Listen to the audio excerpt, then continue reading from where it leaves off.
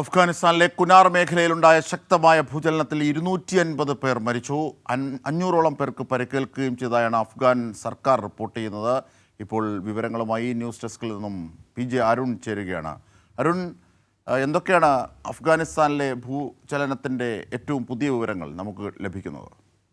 അജിംഷാദ്, ഇന്നലെ അർദ്ധരാത്രി ഒരു 11:30 കൂടിയാണ് ഈ അഫ്ഗാനിസ്ഥാനിലെ കബൂൾ മുതൽ പാകിസ്ഥാൻ തലസ്ഥാനമായ ഇസ്ലാമാബാദ് വരെയുള്ള പ്രദേശങ്ങളിൽ വൻ രീതിയിലുള്ള ഒരു ഭൂചലനം ഉണ്ടായിരിക്കുന്നത്.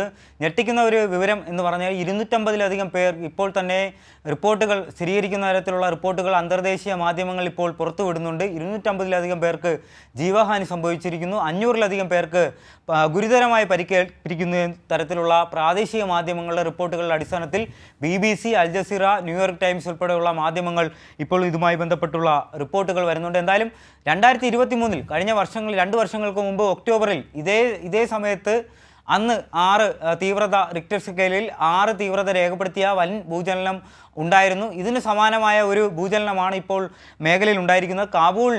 അഫ്ഗാനിസ്ഥാൻ തലസ്ഥാനമായ കാബൂളിനോട് തൊട്ട് ചേർന്ന് കിടക്കുന്ന മേഖലയിലാണ് ഈ ഒരു സംഭവം ഉണ്ടായിരിക്കുന്നത്. നമുക്ക് ദൃശ്യങ്ങളിൽ നിന്ന് കാണാം. ഒരു തുറസായ സ്ഥലത്ത് അർദ്ധരാത്രി ആയിരിക്കുന്ന ഒരു സമയത്ത് ആളുകളെല്ലാം പരിഭ്രാന്തരായി ഒരു തുറസായ സ്ഥലത്ത് കേന്ദ്രീകരിക്കുന്നതായിട്ടുള്ള ദൃശ്യങ്ങൾ നമുക്ക് ഈ വശങ്ങളിൽ കാണിച്ചിരിക്കുന്ന ദൃശ്യങ്ങളിൽ നമുക്ക് മനസ്സിലായിരിക്കും. എന്തായാലും വലിയ രീതിയിലുള്ള ഒരു ജീവഹാനിയാണ് സംഭവിച്ചിരിക്കുന്നത്. ഇന്നലെ രാത്രി 11:45 കൂടിയാണ് ഈ ഒരു സംഭവം ഉണ്ടായിരിക്കുന്നത്. എന്തായാലും ഐക്യരാഷ്ട്രസഭ, റെഡ് ക്രോസ് ഉൾപ്പെടെയുള്ള സംഘടനകൾ ഇതുമായി ബന്ധപ്പെട്ടുള്ള മുന്നറിയിപ്പ് അന്തർദേശീയ സംഘടനകൾക്ക് നൽകിയിട്ടുണ്ട്.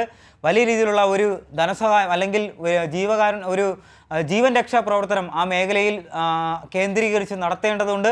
റെഡ് ക്രോസ്, UN, ലോകാരോഗ്യ സംഘടന ഉൾപ്പെടെയുള്ളവർ അവിടെ ഓൾറെഡി അഫ്ഗാനിസ്ഥാനിൽ കേന്ദ്രീകരിച്ച് അവിടെ പ്രവർത്തിക്കുന്നുണ്ട്. അവരുടെ ഒരു ടീം ആ ഒരു മേഖലയിൽ കേന്ദ്രീകരിച്ച് പ്രവർത്തനം ഇപ്പോൾ തന്നെ ആരംഭിച്ചു കഴിഞ്ഞു എന്നുള്ളതാണ് അൽ ജസീറ, BBC ഉൾപ്പെടെയുള്ള മാധ്യമങ്ങൾ ഇപ്പോൾ റിപ്പോർട്ട് ചെയ്യുന്നത്. എന്തായാലും വലിയ രീതിയിൽ കുട്ടികളും സ്ത്രീകളും കുടുംബങ്ങളിലുള്ള ഒന്നായവർ ഉൾപ്പെടെ തന്നെ വലിയ രീതിയിലുള്ള ആളുകളുടെ ഒരു ജീവഹാനി സംഭവിച്ചു എന്ന തരത്തിലുള്ള ഞെട്ടിക്കുന്ന വിവരം തന്നെയാണ് വരുന്നത്. കാരണം നേരത്തെ നമുക്കറിയാം, ഹിമാലയൻ മേഖലയുമായി വളരെ ചേർന്ന് നിൽക്കുന്ന ഒരു പ്രദേശമാണ് ഈ അഫ്ഗാനിലുള്ള ഈ ഒരു മേഖല.